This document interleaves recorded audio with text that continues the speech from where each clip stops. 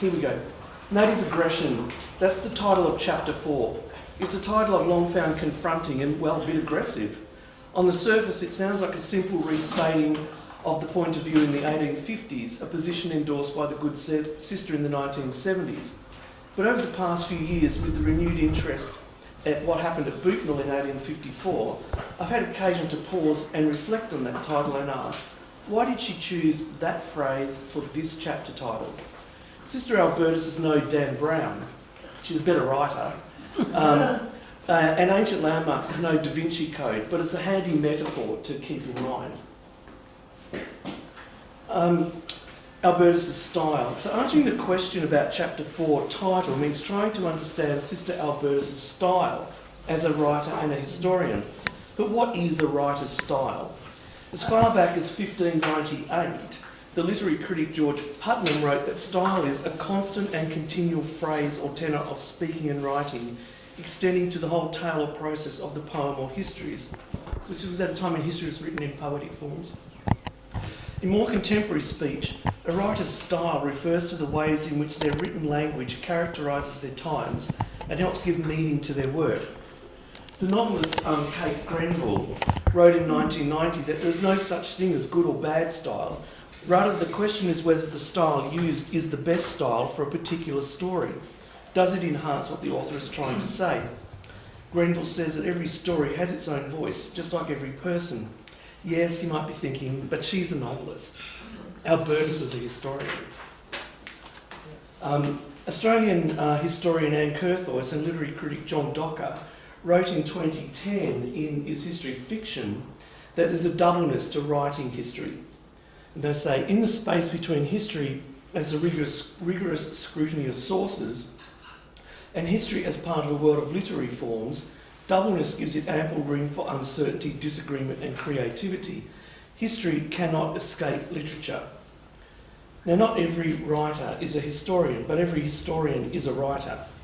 Their writing will reveal the style or character, not just of the history they write, but of the historian who's writing that history. So when I ask of Sister Albertus what was her style, I'm asking what that story is she's trying to tell.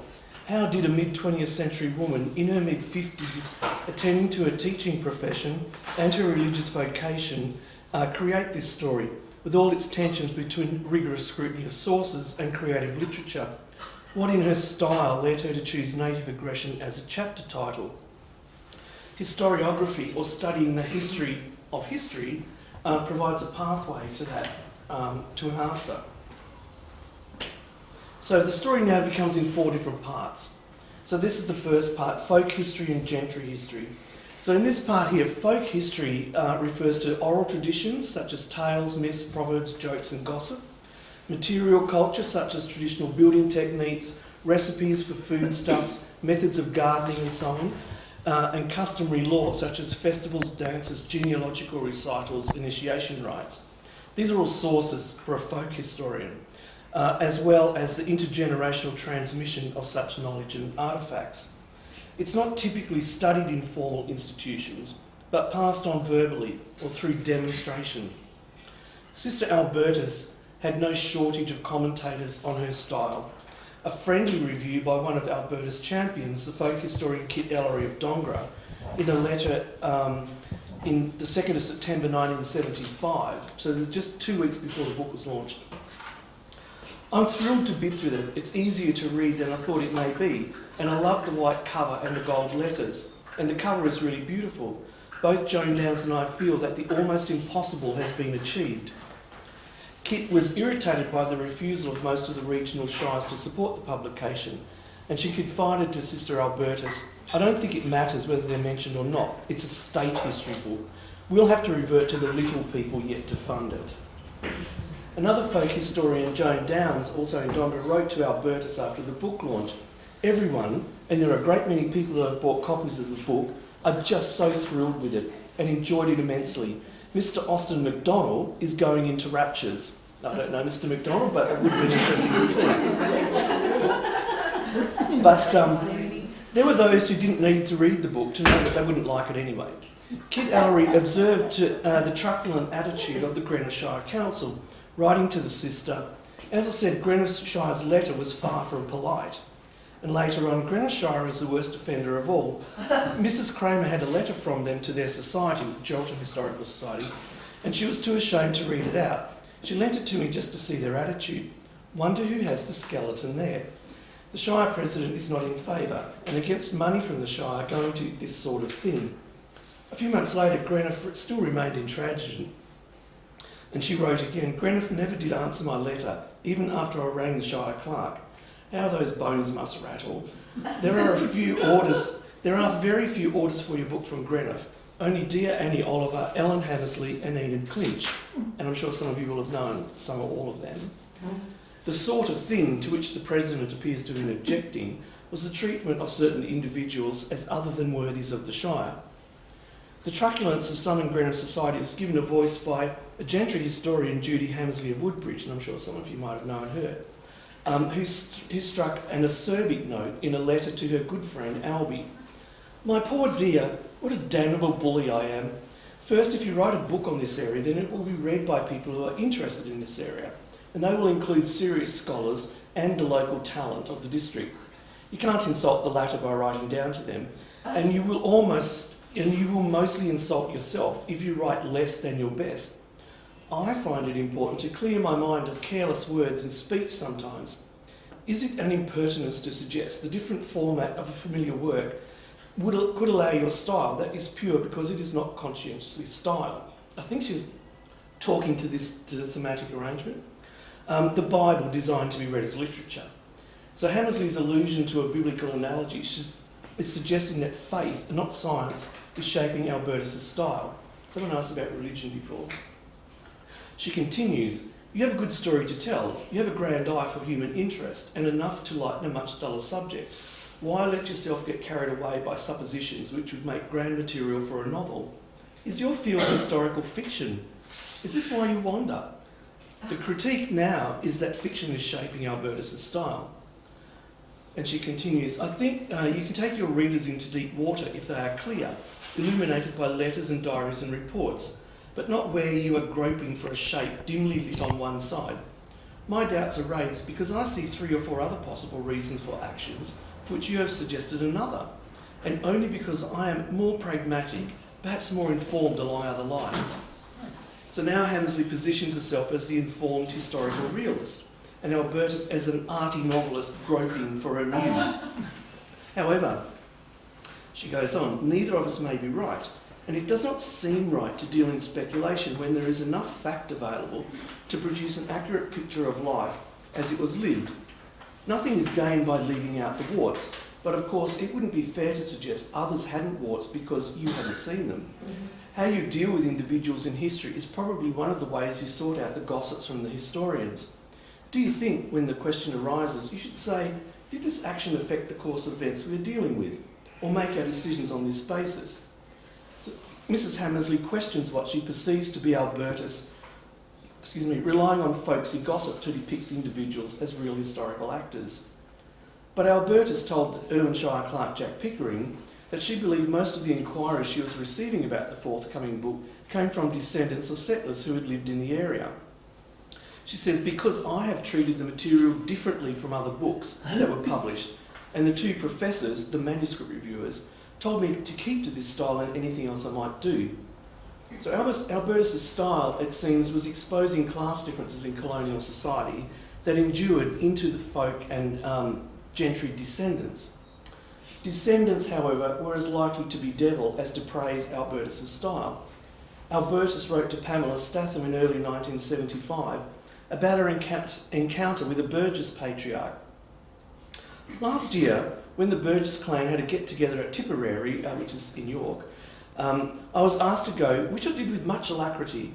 I could have been a little disturbed, but wasn't, to hear as I walked down the path, didn't know we had a damn nun in the family. So I turned and introduced myself to this gruff-looking gent and told him that my forebears would die in their tracks if they thought I had belonged to the Burgess family. Which somehow or other reduced the amount of gruff that was floating about. Then he asked me, well, what the hell are you doing here? Whereat I told him that if I hadn't collected the Burgess family history, there would have been no meeting that day. And then he beamed and shook my hand. And if I hadn't had all my wits about me, maybe he too would have kissed me. The upshot of the day was I was asked if I would write the biography of the three Burgess brothers someday, when I had time, and three men formed a committee that will produce whatever money's required. Doing the Burgess tree must have acquired a certain notoriety or anxiety, as Kit Ellery, who was clearly surprised by this, remarked in a letter to Albertus, "You didn't tell me about the Burgess family tree. Fancy that." Mrs. Oliver said she nearly invited me to accompany them to the Burgess do, but at the last minute Ross decided to go. So despite the significance attributed to this genealogical research by the folk historians, I haven't found any record of the three Burgess brothers' biography being commenced, let alone completed. But perhaps that was the point. Second part, gentry history encounters the new social history.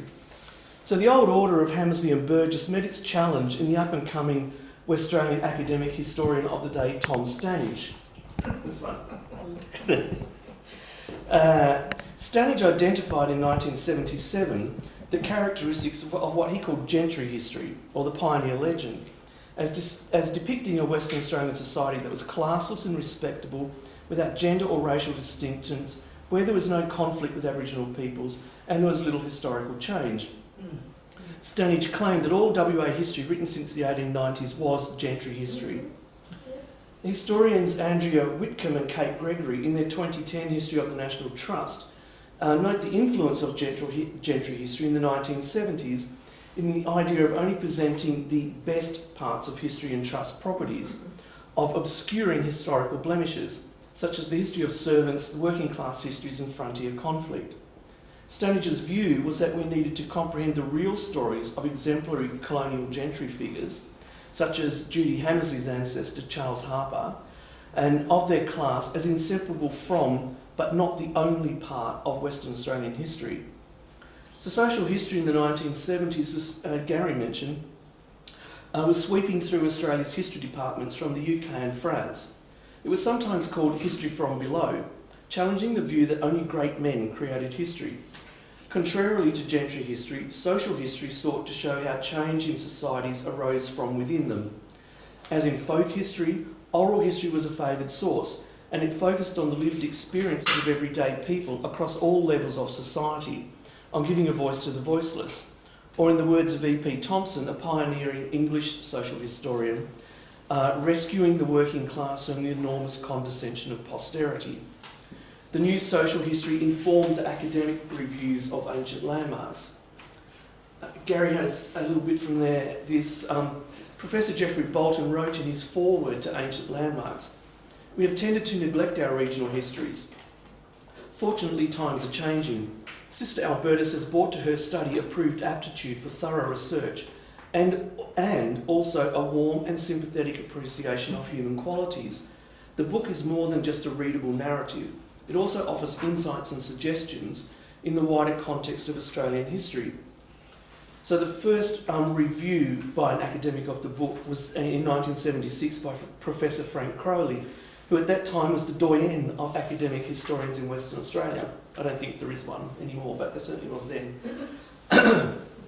He says, "Regrettably, the settlers must also be held to account for those of their actions which later generations do not condone. They practically annihilated the Aboriginal population by adopting extreme measures. The study of Australian history will be greatly improved if more such histories like Ancient Landmarks of our country districts can be written." The book was then reviewed the next year by Professor Tom Stanage, obviously would have a different take, who wrote, "The native inhabitants were harnessed to the needs of pastoralism." But a bit later, Albertus notes that convicts were flogged and that Aboriginals were shot, but she writes of them without moral passion or indignation.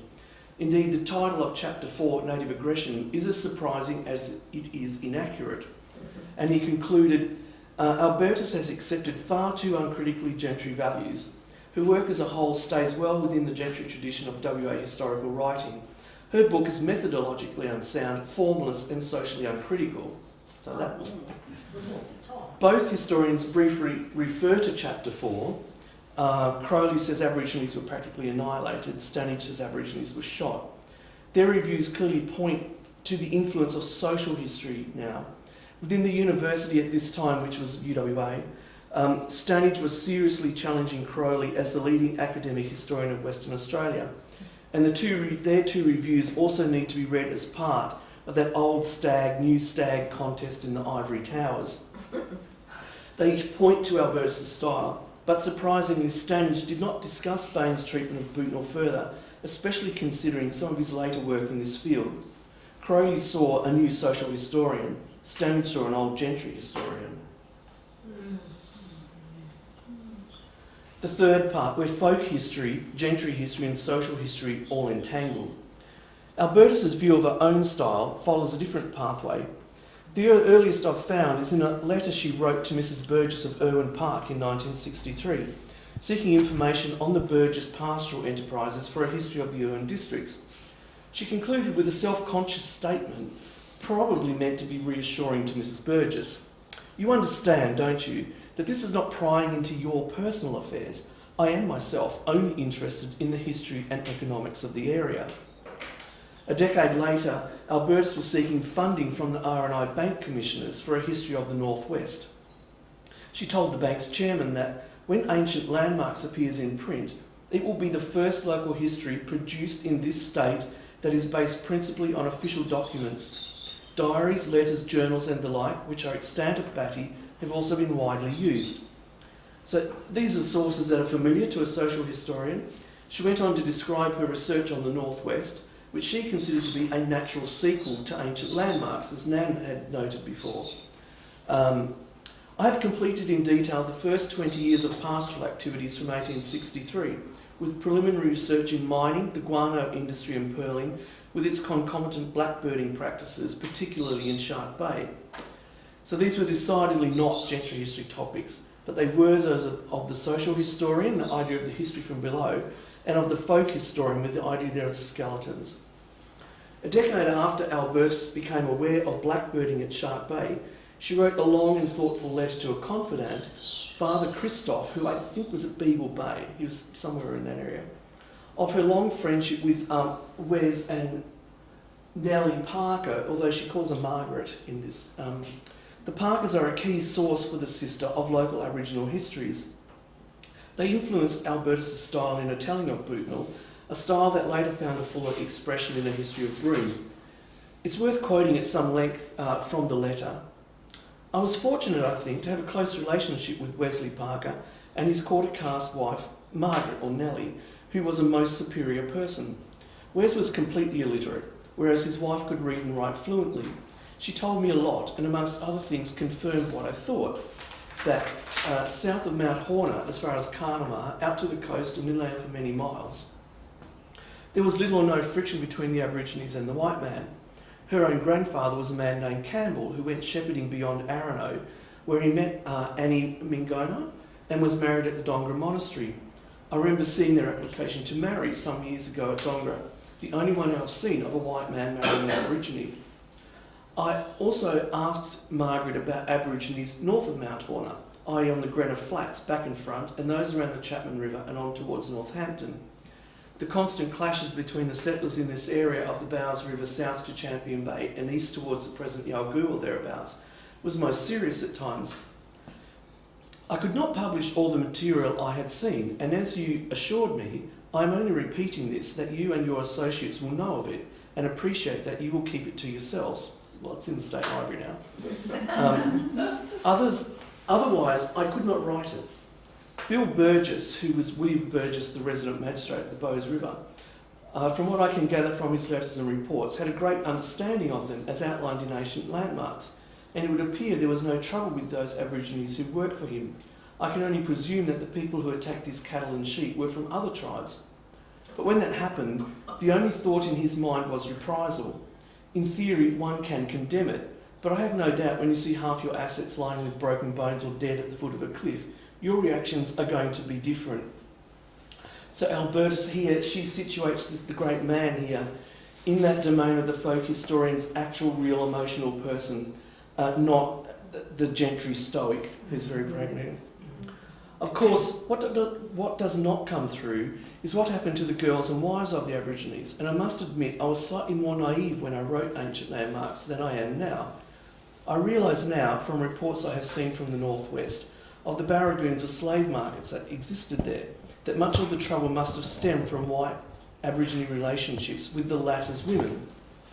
So she actually does cite sexual competition as a source of conflict several times in Ancient Landmarks, but perhaps she'd forgotten it by this time. And then she moves on to another reason for conflict. As at King Sound and along the Kimberley coast, the white man spelt disaster. So too in the rich Geraldton area. Their food disappeared with the arrival of cattle and sheep. So in chapter 4, Albertus gives a more pointed appraisal of this impact.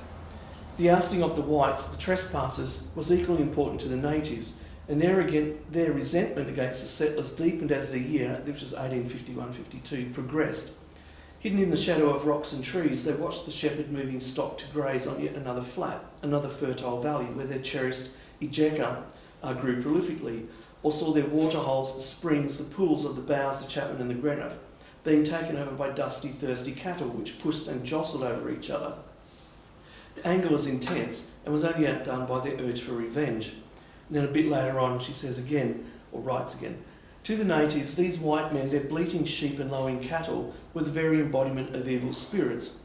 Burgess and Drummond do not appear to have realised what their intrusions meant to these dark men.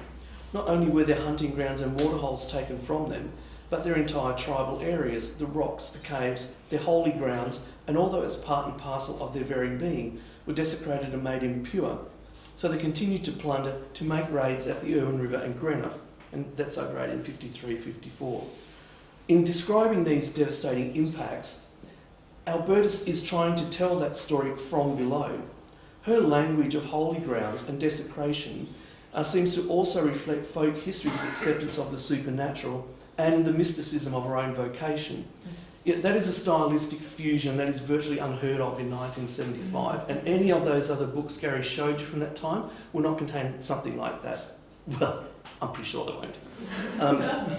Returning to Father Christoph, Albertus then narrates her recall of the Bootnell story in chapter 4. Near the mouth of the Greenough River there was a stand, quite large in extent, of timber. I've forgotten the name, it's the Bootnell thicket, but in the early days settlers travelled there and felled trees, until within a few years there was nothing left. In one of Burgess's dispatches I read of a battle that took place there, or rather he spoke remotely of the preparations and later reported that there had been a few deaths. And then she says, but I was strongly of the opinion that most of the tribe that lived on the front Greenough flats and those at the Chapman River were exterminated. I have forgotten the details, but I know that when pursued the Aborigines used to hide in this timber stand. I know it is on a Colonial Secretary's office file in Batty, and I've got the references for that if you want those. When that happened, then the Aborigines from the Mount Magnet Yalgoo area drifted down towards the coast. But their Greenough people's demise has been a top secret, as is only recorded in the form of a shorthand that was devised amongst the original settlers, Lowe, Burgess, Drummond, although he took the part of a double spy. Well, Drummond's a whole other story. I know that from a certain year, there was little or no trouble with the Aborigines in that area, which must have come about from their complete or near complete extermination. There was certainly no violence or anything of that description south of Mount Horner. Actually, some of her writing does talk about that. Somewhere it would have come out. I feel that if there had been trouble south of Mount Horner, then in some way or other, Margaret Parker, Nellie, would have told me in due course. Generally, I had great faith in the old shepherds.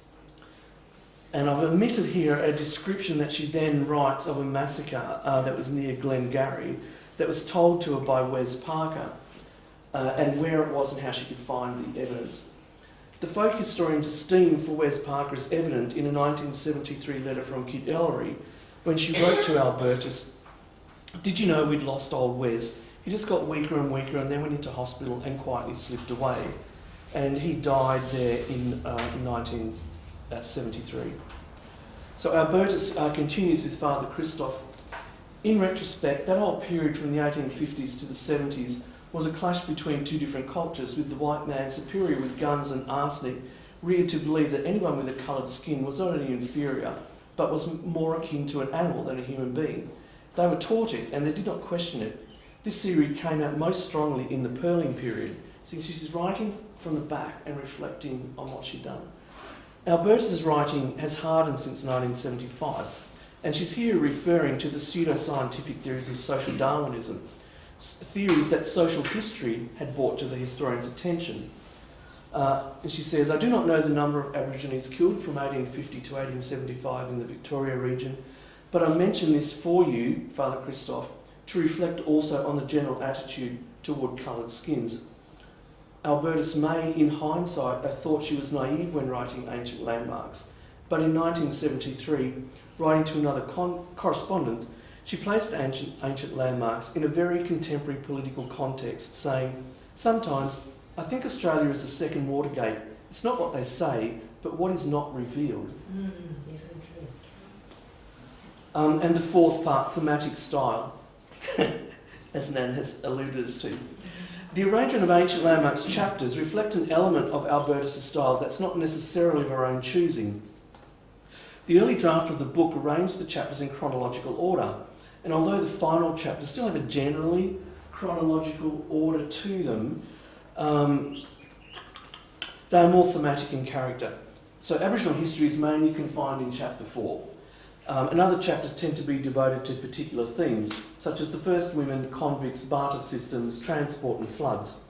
In many ways, this reflects that rising influence of social history, but it also reflects the advice from her publisher, UWA Press.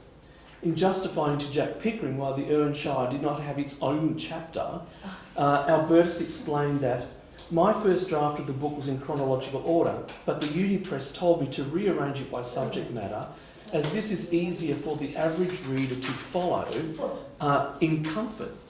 Each chapter is really an essay on a particular aspect of development. And she goes on to explain, she felt this meant that in Ancient Landmarks, Greenough, Dongara and Geraldton tended to dominate the story, with Upper Irwin and Northampton on the periphery.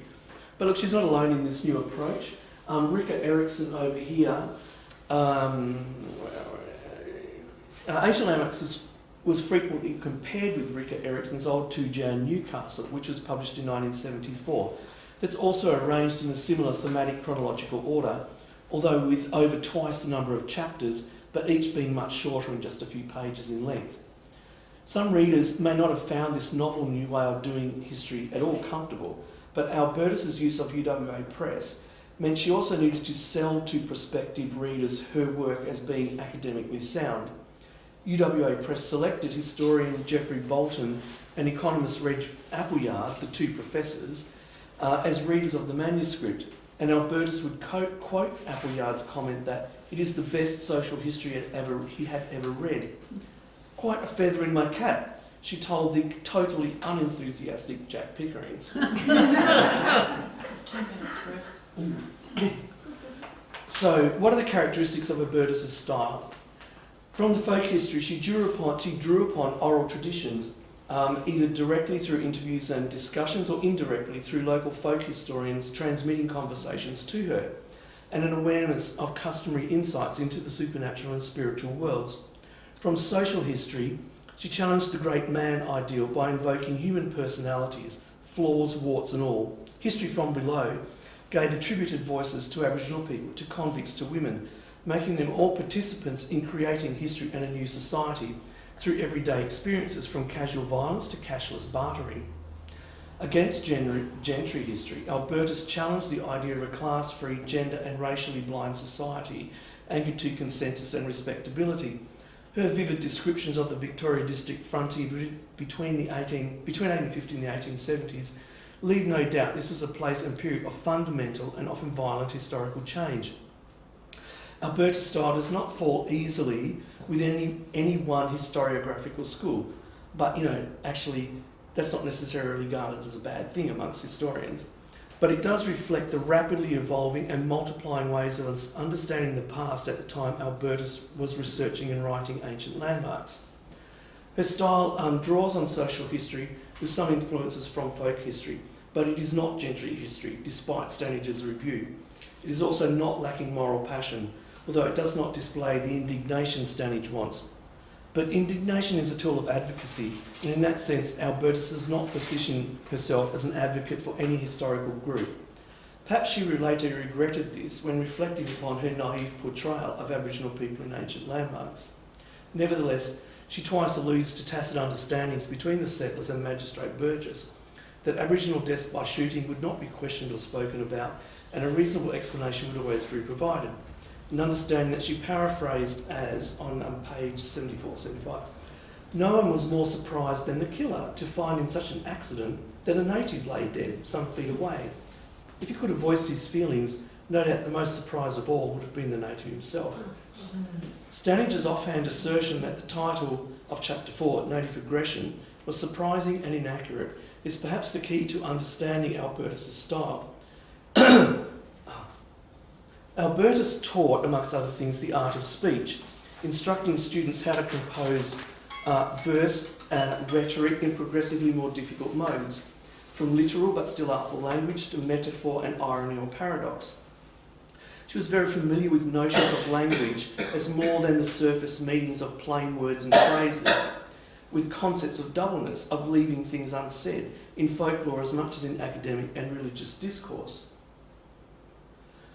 The secrets or skeletons lampooned by her folk historian correspondents are less prominent but still present in ancient landmarks.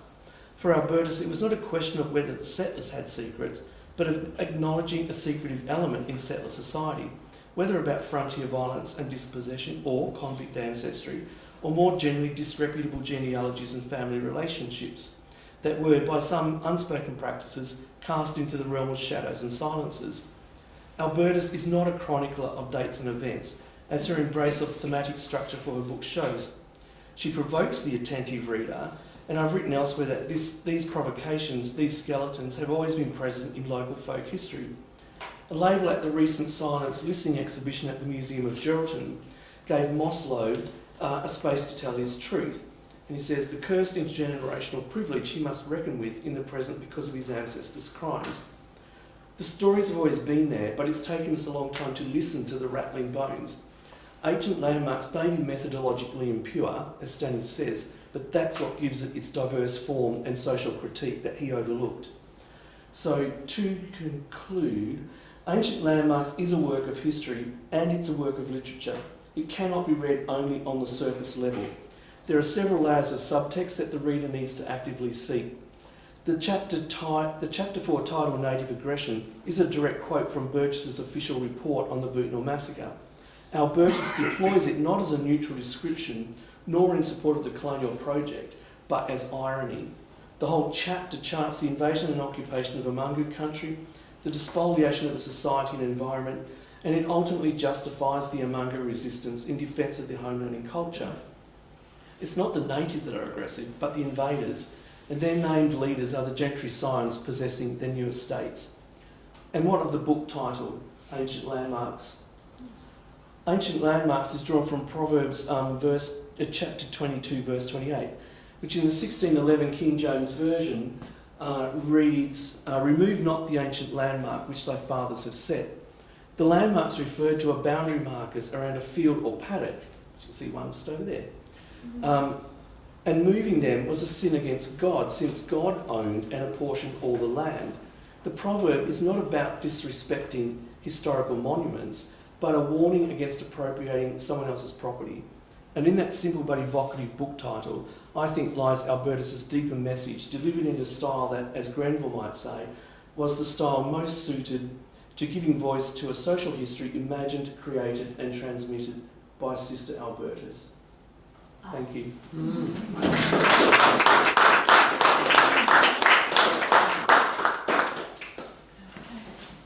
Questions? Have we got questions? Go on then. Yes. It's probably more of an observation. Interesting about Nellie and Wes Parker, and those notes that Albertus wrote about Nellie, never found them. Yes, I know. I know many people have tried to track them down through various institutions and stuff. They must be somewhere, but they would be so wonderful to have. My thought is looking at the stuff that's at the Batty Library, which, as Gary pointed, is a huge amount of material, but it's not everything. It's definitely not everything. Yeah. Excuse me. And I think it's deposited in 4 different lots. 2 lots are after her death. So I think the 2 lots after her death are from the executors of her estate, the other sisters probably. That's what they've put in there. And I think that the material that's more, someone asked before about her religious life and her vocation, I think is probably in the Dominicans' archives. And I suspect some of that is a bit mixed up, or it might be with them. Yeah. That's just my thought, you know? Yeah. Yes. Julie? Do you think if it was written chronologically, and now made a bit of a noise, it would have been a better book, or would it have been, would she have had to write more, or it would be difficult. She would have had to rearrange. Well, she did. so this, So she rearranged it to do it thematically. What Bolton said. yes, So but it did take a third of the manuscript out doing that. when it was reverted. Yeah, so I've never seen the Okay. original manuscript, right? Yeah. But see this one here. This is the history of the John Hawes and the Catholic Cathedral. This is your standard chronological arrangement, and it goes, 1876 to 1915, 1915 to 1930, 1939 to 1956. Right. The thing is, and sometimes it's called one damn thing after another Yeah. history, Yeah. because things have to fit into this order, Yeah. and it does. It's sometimes called progressive history, which means things always get better. So that there's a history and pattern where things are always getting better. So you have to sort of believe, first of all, that could be true. And chronology reinforces that idea. So it takes away the idea that things can go wrong, there can be failures, you can go backwards. So look, I like a thematic approach. I've got a whole book there on that. Yeah. So But it would have been a different book, is all I could really say. for research, it's easier to have a thematic approach than a chronological. Oh, well, it depends. No. Or you look at the back to find the references to a certain subject. See, say if it was yes, Chapter. if you had a theme that was about sport, well, you'd know really your sources and things are going to be in some sorts of sporting collections and records and archives. So chronologically might not have pointed you to that quite quickly, but it's not always that way. Yeah. Do you think that because of the history we're talking about, a lot of it is oral rather than written, that trying to fit everything into a chronological order would have been difficult because of that, and the thematic style much more appropriate for the inclusion of the oral history? Yes, I think you've got a good point. And when I read one of those quotes where she's talking to Father Christoph and she says, you understand Burgess would be, his reaction because half of his assets have been killed, right? But when you actually look at the historical record where stock were killed of his, it's in numbers of like 2 and 3 and 4. And it's not half of them in one go.